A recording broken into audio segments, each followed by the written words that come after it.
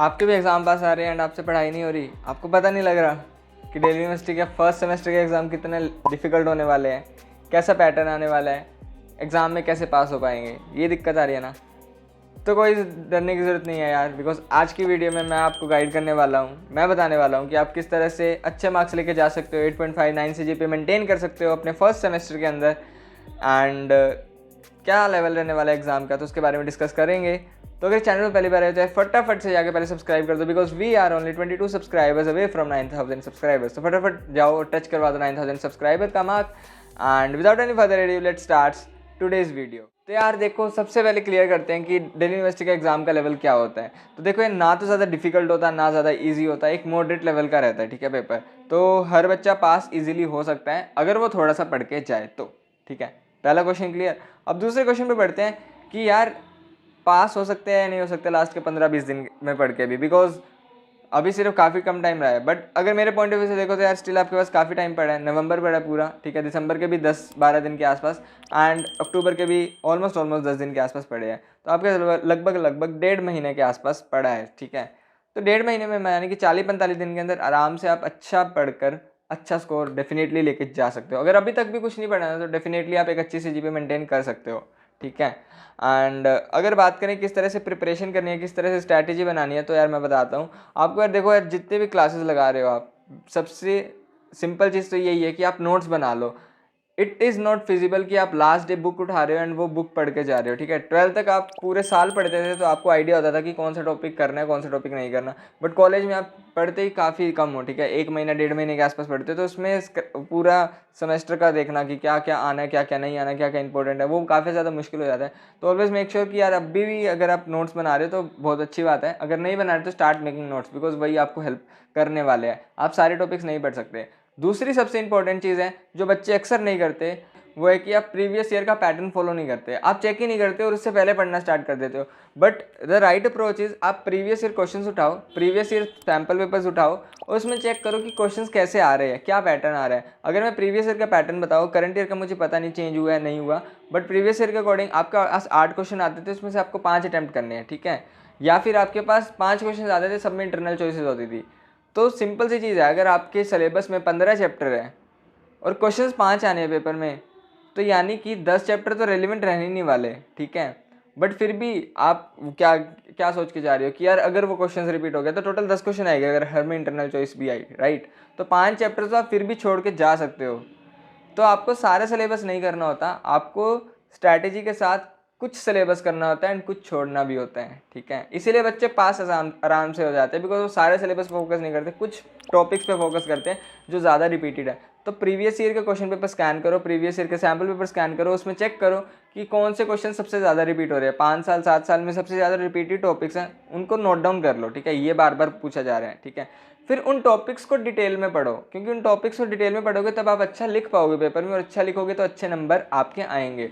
अगर आपने for example randomly उठा लिया कोई टॉपिक और वो पिछले 10 साल में एक बार भी नहीं पूछा गया, तो उसका चांसेस यही है कि वो इस साल भी नहीं पूछा जाएगा। बट अगर एक क्वेश्चन बार बार रिपीट हो रहा है 5 साल 7 साल, तो चांसेस यही है कि इस साल भी वो रिपीट हो रहा होगा, थोड़ी सी लैंग्वेज चेंज कर दे उस क्वेश्चन की, बट आंसर वही रहने वाला है, ठीक है। तो आपको स्क्रूटनाइज करने हैं प्रीवियस ईयर के पेपर्स, और उसमें आपको पता लग जाएगा। तो उसके लिए आप 10 ईयर्स खरीद सकते हो। मैं कोई ब्रांड यहाँ पे नहीं बता रहा कि इस ब्रांड के ले लो या उस ब्रांड के ले लो, कोई भी जाके आप ले सकते हो किसी भी 10 ईयर की, एंड आपके नियरेस्ट शॉप के पास मिल जाएगी, कॉलेज के पास जो भी शॉप्स वगैरह, वहाँ पर आप ट्राई कर सकते हो और वहाँ पर आपको 10 ईयर्स मिल जाएगी। और बाकी मुझे सॉफ्ट कॉपी का अगर कहीं से लिंक मिलता है तो मैं डिस्क्रिप्शन में दे दूँगा, आप चेक कर लेना, अगर होगा तो आपको दिख जाएगा, ठीक है।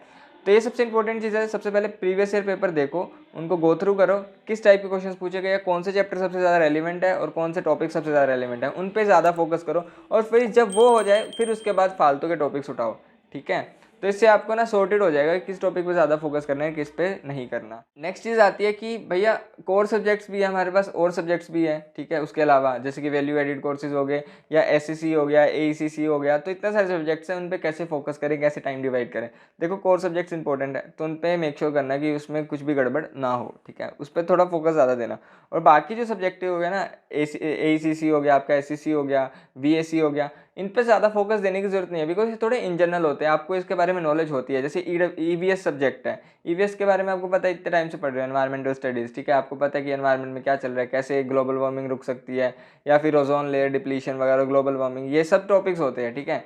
तो इनके बारे में आपको पता है, थोड़ा सा कम टाइम देके भी आप अच्छा नंबर लेके जा सकते हो इनके अंदर, ठीक है। और ये काफ़ी स्कोरिंग सब्जेक्ट्स होते हैं, तो इसमें आप इजीली लेके जा सकते हो। बाकी VSc जो वैल्यू एडेड कोर्सेज वगैरह होते हैं डिजिटल मार्केटिंग से रिलेटेड, या फिर जो भी आपके सब्जेक्ट्स हैं, तो वो आपको लग रहा होगा इन जनरल ही है, ठीक है, आपको उसके बारे में ऑलरेडी नॉलेज है, तो आप उनको एक हफ्ते में प्रिपेयर कर सकते हो आराम से। तो मेजर फोकस करना कि जो कोर सब्जेक्ट्स आपके कोर्स से रिलेटेड है उन पे थोड़ा ज़्यादा फोकस करो, ताकि उनमें अच्छे नंबर लेके आ सको। एंड बाकी सब्जेक्ट्स भी ऑलमोस्ट कवर हो जाते हैं काफ़ी कम टाइम में। एंड उनकी बुक्स भी आई गेस पतली पतली होती है, तो यार वन गो में आप रीड कर सकते हो, तो ऐसा कोई दिक्कत नहीं आने वाली, ठीक है। तो इस तरह से आप टाइम डिवाइड कर लो। अभी आपके पास 1.5 महीना है, तो आज से सब्जेक्ट्स डिवाइड कर लो कि अगले 1 महीने के अंदर आपका क्या क्या कवर हो जाना चाहिए। एक टाइम टेबल बहुत ज़रूरी है, जब 12th में फॉलो करते थे, अगर 12th में ही फॉलो नहीं किया तो स्टार्ट फॉलोइंग नाउ, ठीक है। सिंपल सी चीज़ है, अपने चैप्टर्स, अगर आपके 10 चैप्टर हैं, उसको 20 दिन में निपटाने की कोशिश करो। तो अगर आप 3 सब्जेक्ट डेली के लेके चल रहे हो, तो यार 2.5-3 घंटे डेली के निकाल रहे हो अभी से, तो मोर देन सफिशिएंट है, ठीक है। और सारे चैप्टर्स तो मैं फिर भी बोल रहा हूँ कि करने ही नहीं होते, आपको वही करने हैं जो सबसे ज़्यादा रिपीटेड है, तो पहले उन चैप्टर्स को ख़त्म करो। एंड पैरेलल में थोड़ा थोड़ा टाइम निकाल लो, बिकॉज आई ऑल्सो नो आप पूरा सिलेबस नहीं कर पाओगे। सेकेंड चीज़, आप और भी सारी चीज़ों में इन्वॉल्व हो, मल्टीपल एक्टिविटीज़ सोसाइटीज़ में इन्वॉल्व हो, तो टाइम निकालना थोड़ा सा कम रहता है, बट हाँ अभी निकाल लोगे तो ज़्यादा बेटर रहोगे। और दूसरा सबसे बड़ा क्वेश्चन बच्चे पूछते हैं कि भैया क्या लास्ट के 10 दिन में 15 दिन में पढ़ के पास हो जाते हैं। यार देखो, पास हो जाओगे, नो डाउट पास हो जाओगे, बट अगर 10-15 दिन पढ़ोगे तो, अगर वो भी नहीं पढ़ोगे तो डेफिनेटली फेल हो जाओगे। एंड पेपर में हमेशा खाली क्वेश्चन कभी नहीं छोड़ के आना, ठीक है, कुछ ना कुछ तो लिख के आना ही आना है। अगर खाली छोड़ के आओगे तो मतलब 0, अगर कुछ ना कुछ लिख के आओगे तो 1 नंबर 2 नंबर आधा 2.5 3 कुछ ना कुछ तो आपको डेफिनेटली मिल जाएगा। तो ऑलवेज मेक श्योर कभी पेपर खाली नहीं छोड़ना।